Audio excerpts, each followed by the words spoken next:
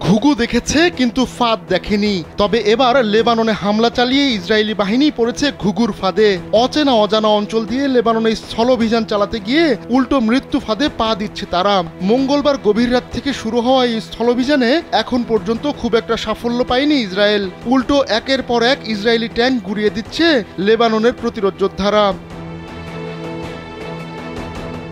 গাজার পথঘাট দীর্ঘদিন ধরে চেনা ইসরায়েলি বাহিনীর। অবরুদ্ধ উপত্যকায় তাই সহজেই স্বাধীনতাকামীদের উপর চড়াও হতে পারছে তারা। কিন্তু লেবাননের ক্ষেত্রে এটি পুরো উল্টো। একে তো পথঘাট একেবারে অচেনা, তার উপর আবার পাহাড়ি রাস্তা। এমন ল্যান্ডস্কেপে যুদ্ধ চালিয়ে যাওয়া খুব কঠিন। আবার প্রতিরোধ যোদ্ধারা ইসরায়েলি বাহিনীকে লেবাননে ঢুকতে দিয়ে চারদিক থেকে ঘিরে ধরে হামলা চালাচ্ছে। স্যান্ডেলিনা সো, রূপচর্চায় আভিজাত্য।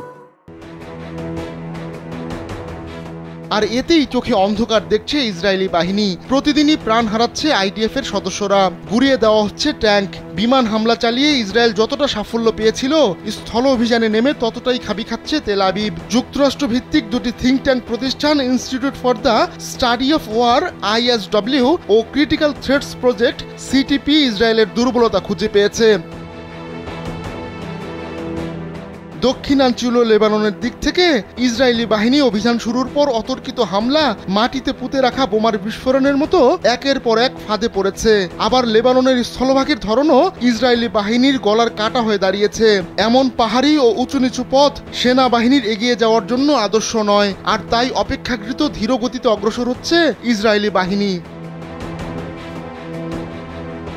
সর্বশেষ শুক্রবারও হতাশাজনক একটি দিন কাটিয়েছে ইসরায়েলি বাহিনী। হিজবুল্লাহ জানায় এদিন তাদের যোদ্ধাদের হাতে ইসরায়েলের এলিট বাহিনীর 20 জনের বেশি সেনা আহত বা নিহত হয়েছে। এ ঘটনা ঘটেছে দক্ষিণাঞ্চলীয় লেবাননের সীমান্তবর্তী একটি গ্রামে। এমনকি সীমান্ত এলাকায় ইসরায়েলি বাহিনীও তাদের ট্যাঙ্ক লক্ষ্য করে রকেট হামলা চালায় হিজবুল্লাহ।